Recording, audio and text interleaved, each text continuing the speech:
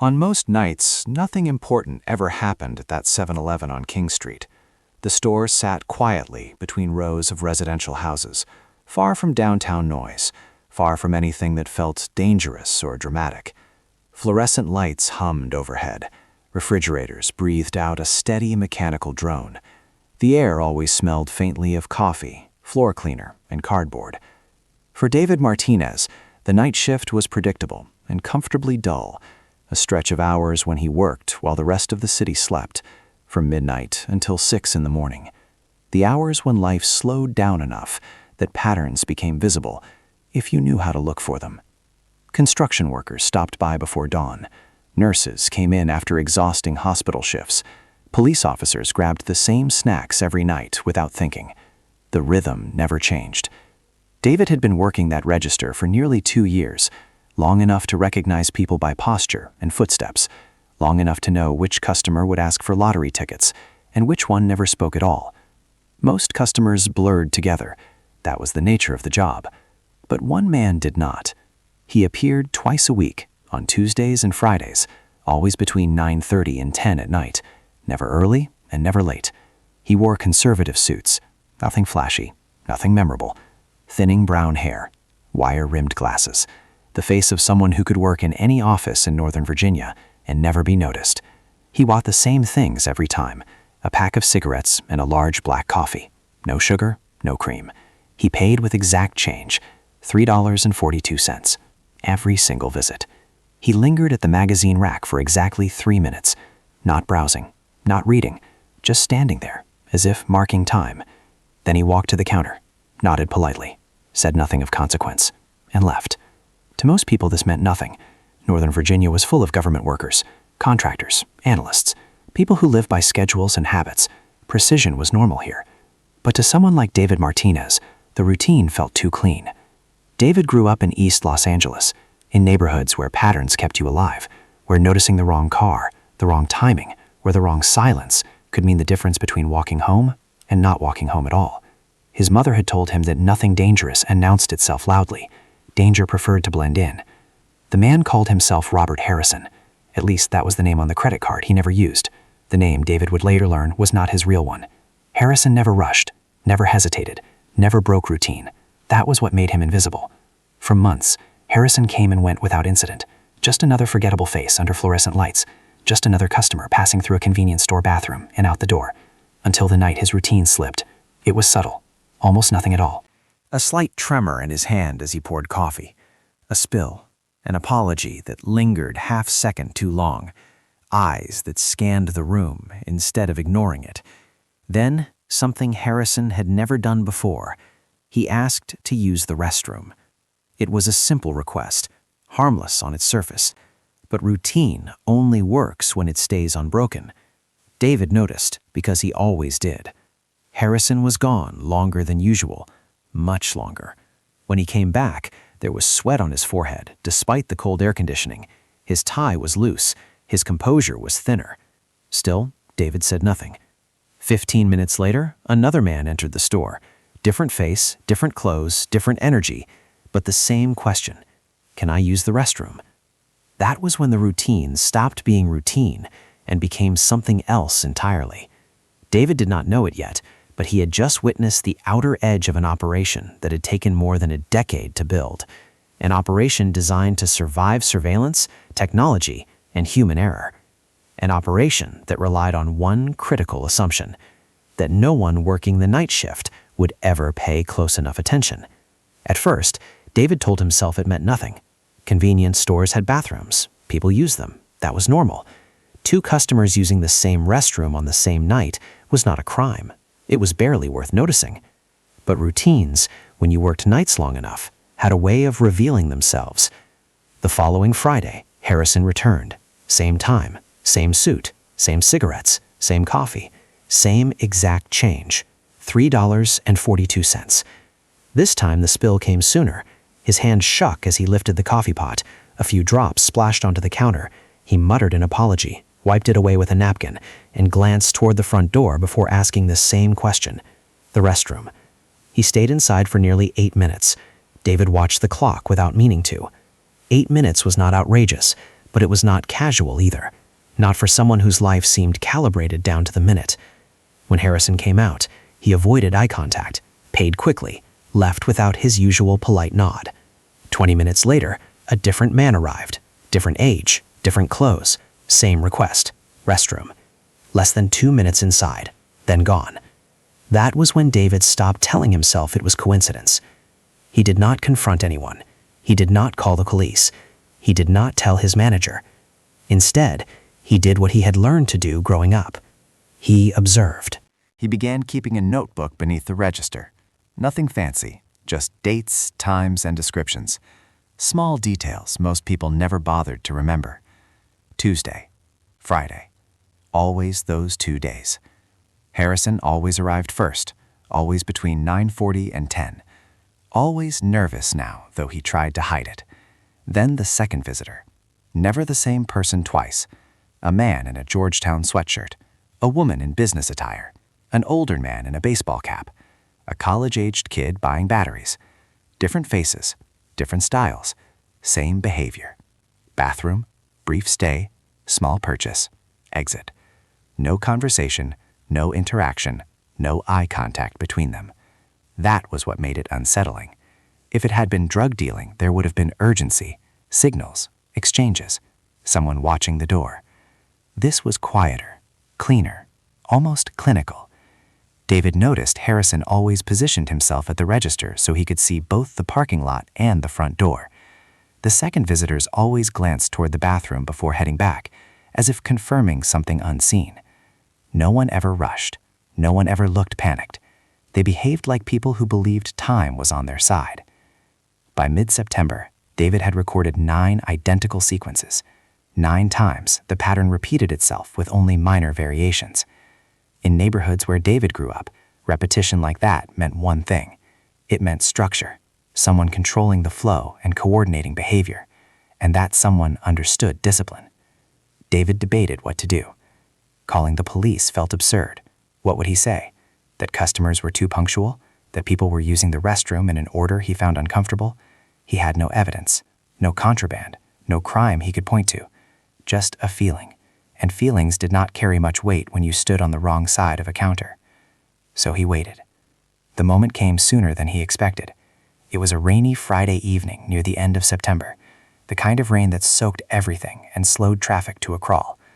Harrison arrived looking different, not nervous, but genuinely distressed. His suit was rumpled, his tie was loose, his hands shook so badly he spilled coffee twice. When he cursed under his breath, it did not sound like English. When he reached the register, his fingers fumbled the coins. Several rolled onto the counter and clinked loudly in the silence. He hesitated at the door.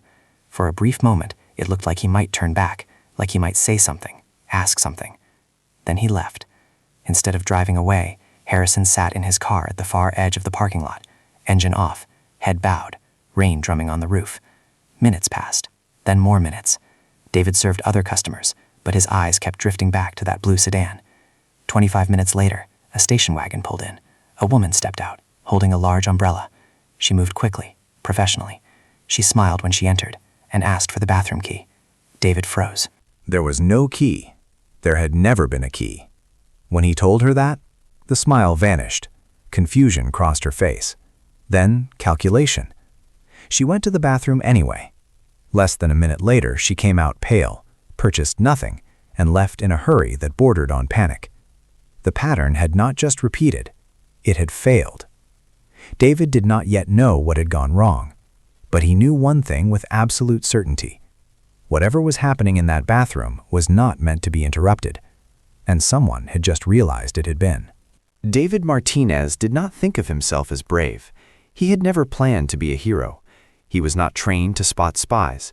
He had never studied counterintelligence or read manuals about surveillance techniques.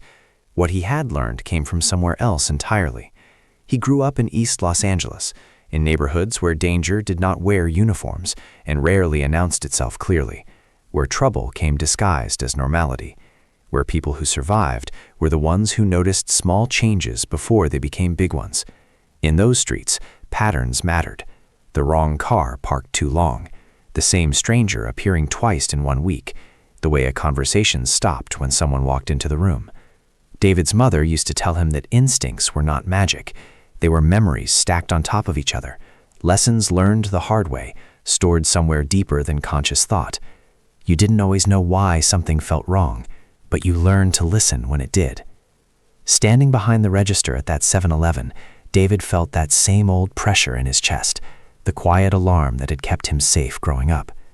Harrison's routine was too perfect. Perfection, David knew, was rarely natural. Real people were sloppy. They forgot things. They ran late. They changed their minds. Harrison never did. And now the pattern had broken in a way that felt dangerous. The woman asking for a bathroom key haunted him, not because of what she said, but because of how quickly her expression changed when she realized something was wrong. People who made honest mistakes laughed them off. People who were part of something carefully planned did not. David waited until the store was empty. The rain had slowed to a drizzle. The parking lot was quiet. The fluorescent lights buzzed overhead like they always had. He walked to the bathroom. It was small, dingy, nothing special. Chipped tiles, a tired mirror, the smell of industrial cleaner that never quite masked what it was meant to hide. At first glance, nothing looked out of place. David checked anyway. He looked at the sink, the toilet, the paper towel dispenser. Then his eyes stopped on the metal trash bin mounted to the wall. It was old, scratched, dull with age, except for the screws. They were new, too new. Their metal surfaces were bright. The slots showed fresh marks from a screwdriver. Someone had worked on them recently. David lifted the lid. Nothing but wet paper towels. Still, something felt wrong. The bin looked deeper on the outside than it did on the inside. David removed the trash bag completely and peered in. At the bottom, barely visible in the poor light, was a seam, a line where there should not have been one. He pressed gently. The bottom moved, not loosely, not accidentally. It shifted with precision. David's heart began to race. He worked the false panel loose with his fingers, careful not to bend anything, careful not to leave marks. Beneath it was a shallow cavity, empty, but clean. It was just large enough to hold a small package, an envelope, something flat and deliberate. This was not vandalism. This was construction, professional construction. David replaced everything exactly as he had found it. The panel clicked back into place. The trash bag went back where it had been. Standing there, alone in the bathroom, David understood something important. He had not discovered something new. He had discovered something that had been there for a long time.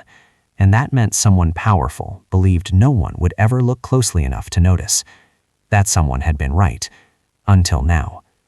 David returned to the register and finished his shift as if nothing had happened. He rang up customers, restocked shelves, made small talk, but his mind was elsewhere.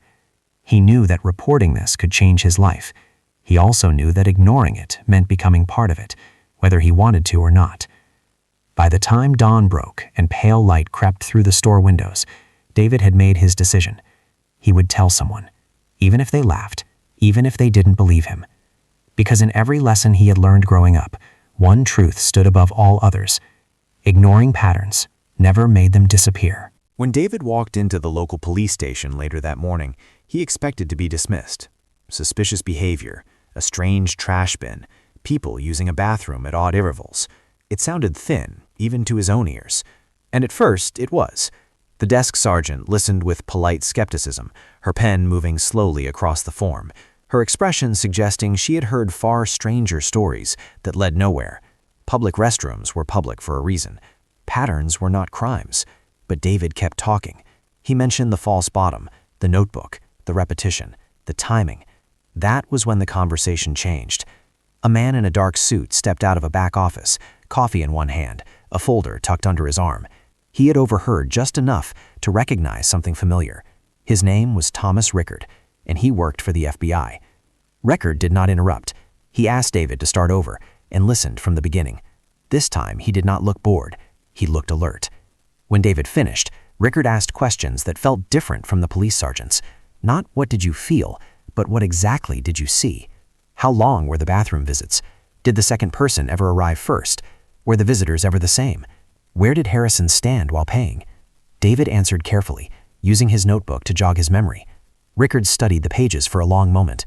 Then he closed the folder. David would later learn that the FBI had already been watching the man known as Robert Harrison for over a year. They suspected he was a Soviet intelligence officer operating under deep cover. What they could not understand was how he communicated. No phone calls, no meetings, no visible handoffs, no mistakes. Harrison behaved like a ghost. That was when Rickard Keppelhin the concept David had stumbled onto without knowing its name, a dead drop. In intelligence work, a dead drop is communication without contact. No conversation, no exchange, no acknowledgement. One person leaves something behind, another retrieves it later, and they never meet. They never speak. They never appear connected. Dead drops were old, older than radio, older than surveillance cameras, older than satellites, and they worked because they exploited something no technology could ever fully control: human assumptions. Most people believe danger happened in obvious places: dark alleys, isolated parks, secluded buildings. A public restroom in a convenience store was invisible by comparison. Dozens of people used it every day. No one remembered who went in or out. Surveillance teams could not watch everyone without drawing attention. And a trash bin? It was the perfect container. Expected to be dirty, rarely inspected, easily modified. The false bottom allowed documents to be passed without anyone ever standing close enough to raise suspicion. One person dropped, another retrieved. If anyone asked questions, they were just using the bathroom. The FBI realized something unsettling. This dead drop was not improvised. It was engineered. The screws, the panel, the precision. Someone had installed it with care, planning to use it repeatedly over years, which meant Harrison was not a low-level operator.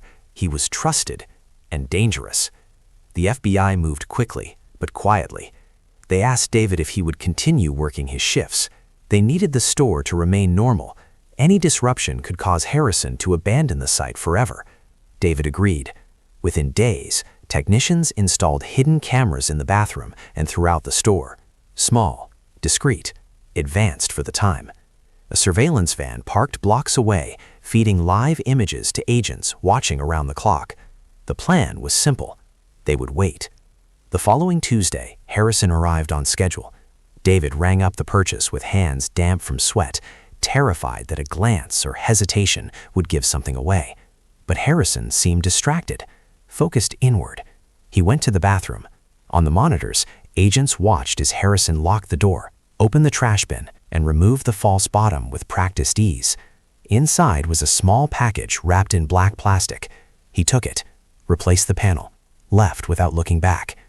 38 minutes later, another man entered. Casual clothes, baseball cap. He bought chips, asked for the restroom.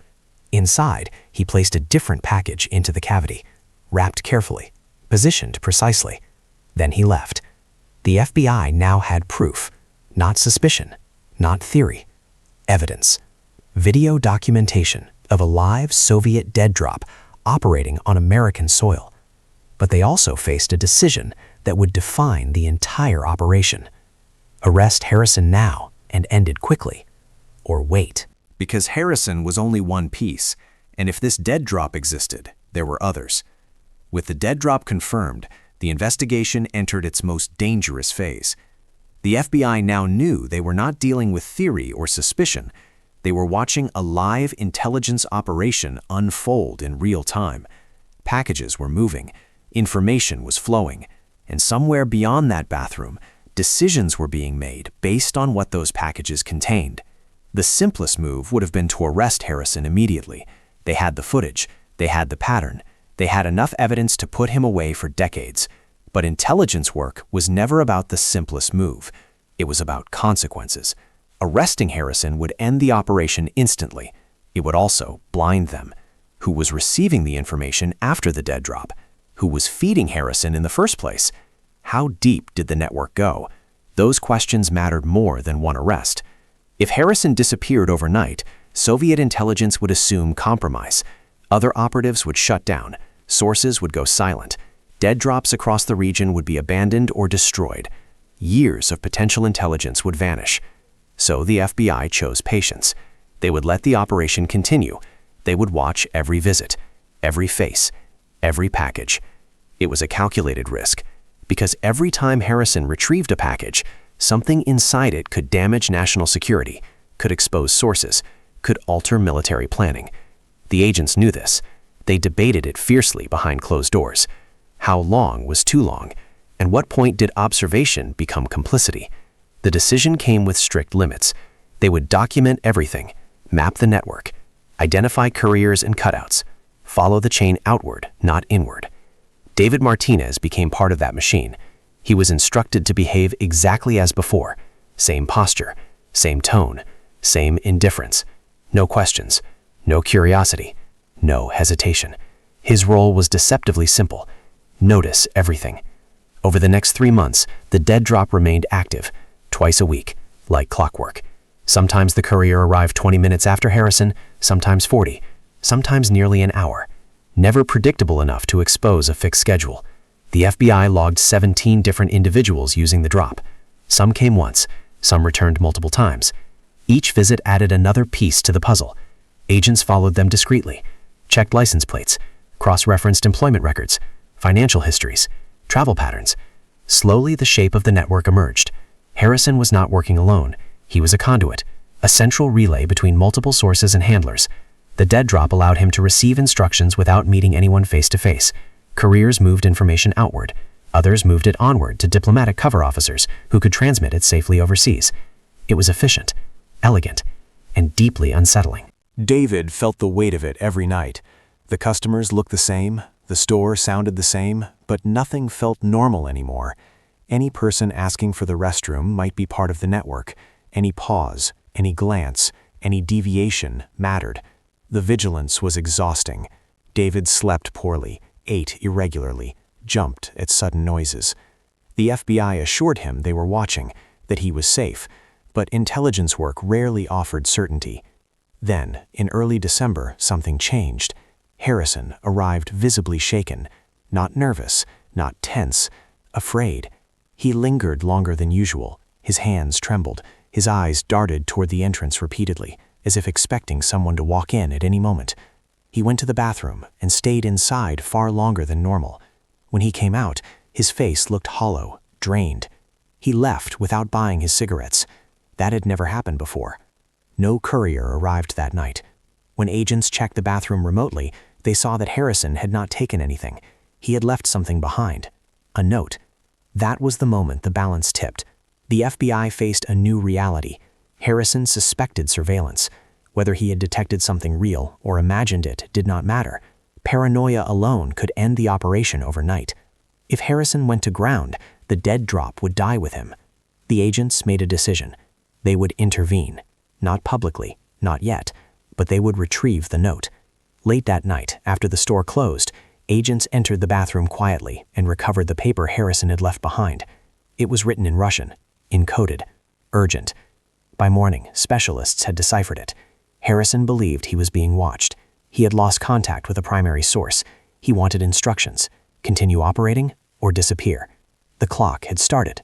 Once Harrison suspected surveillance, the operation entered freefall. In intelligence work, fear is contagious. One operative's doubt spreads outward, infecting routines, altering behavior, eroding discipline that may have held for years. The very habits designed to keep an illegal invisible become liabilities the moment he believes someone is watching. The FBI understood this. Harrison's note was not just a warning, it was a confession of psychological strain. 15 years under a false identity had taught him how to evade surveillance, but it had also taught him something else. No one stayed lucky forever. Agents intensified monitoring immediately. Surveillance teams expanded. Financial analysts revisited old records with new urgency. Every name connected to the dead drop was pushed to the front of the queue. They were racing Harrison's fear. Within days, the picture sharpened. One name surfaced repeatedly across separate investigations: Walter Kendrick, a mid-level analyst at the Defense Intelligence Agency. 23 years of service, solid reputation, trusted clearance, no disciplinary history. On paper, he was invisible, but financial records told a different story. Over 3 years, more than $80,000 had flowed through accounts connected to his family, carefully divided, quietly moved, structured to avoid attention. Too careful. Surveillance confirmed the rest. Kendrick had crossed paths with Harrison multiple times across Northern Virginia. Coffee shops, parking lots, public spaces where chance encounters were plausible. They never stayed long, never exchanged visible items. They behaved like strangers, but their movements aligned too precisely to be coincidence. Harrison, meanwhile, was unraveling. The next time he came to the store, his hands shook violently. He poured coffee and stared at it as if the cup itself might betray him. He lingered by the register longer than usual, looked at David as if weighing whether to speak. Then he left. No dead drop use, no courier, no recovery. The FBI could see it clearly now. Harrison was preparing to disappear. Going to ground meant destroying the network, burning sources, ending years of patient work. The agents could not allow that. On December 17th, as snow fell across the Washington area, the FBI moved. The operation was massive. More than 100 agents, coordinated arrests, timed to the minute. At 6 a.m., teams converged on Harrison's townhouse in Falls Church. He was taken into custody without resistance. He said nothing. At the same time, agents arrested Walter Kendrick at his office as he arrived for work. Others across Northern Virginia and Maryland were detained in synchronized actions. The dead drops were secured. Evidence was preserved. By nightfall, the story broke. Major networks led with the arrests. Newspapers called it one of the most significant counterintelligence successes in recent history.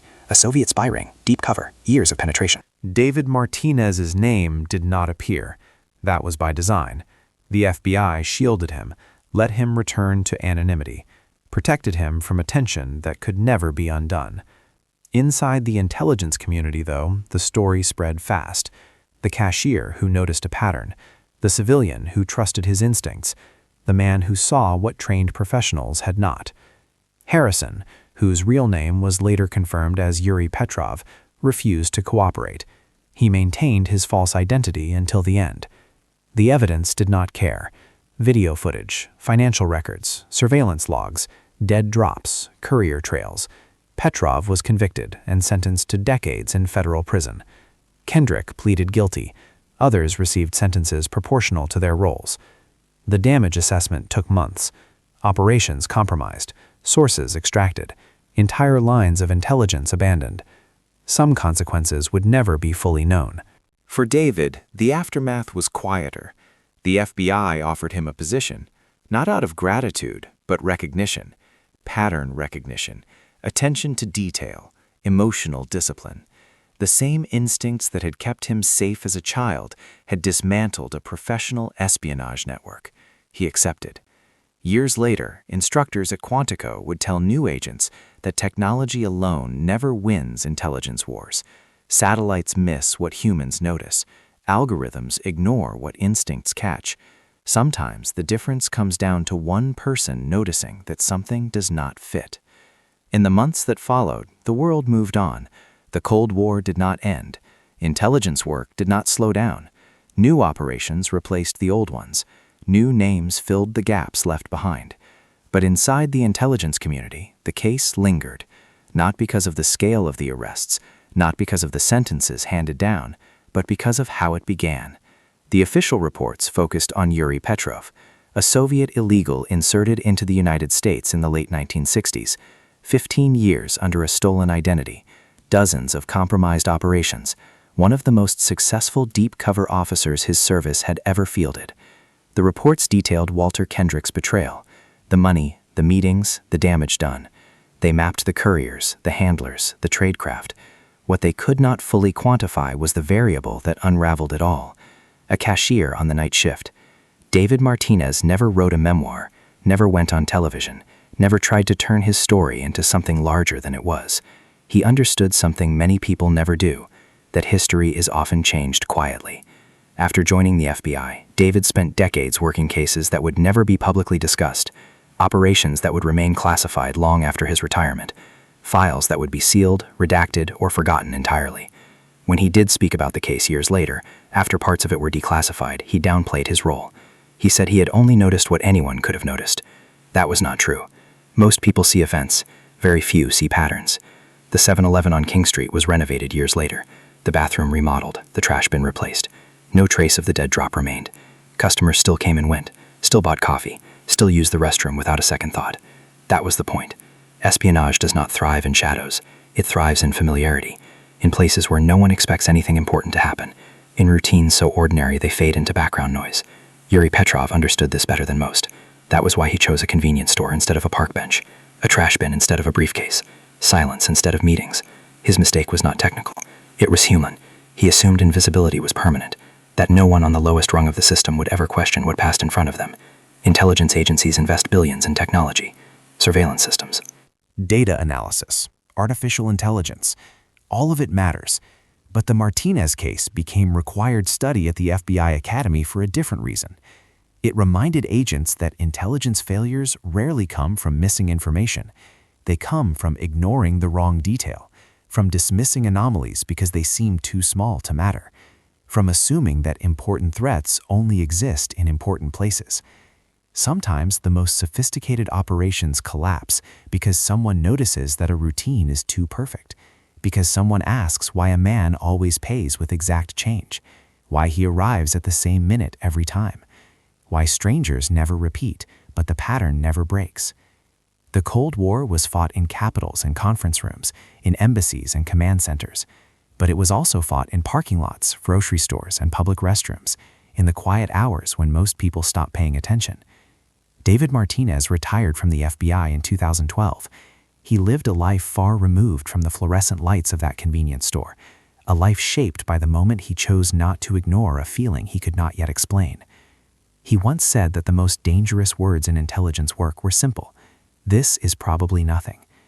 Yuri Petrov's career ended because one person refused to think that way, because one ordinary night shift became something else entirely, and because in the end, even the most disciplined spy cannot protect himself from someone who is paying attention.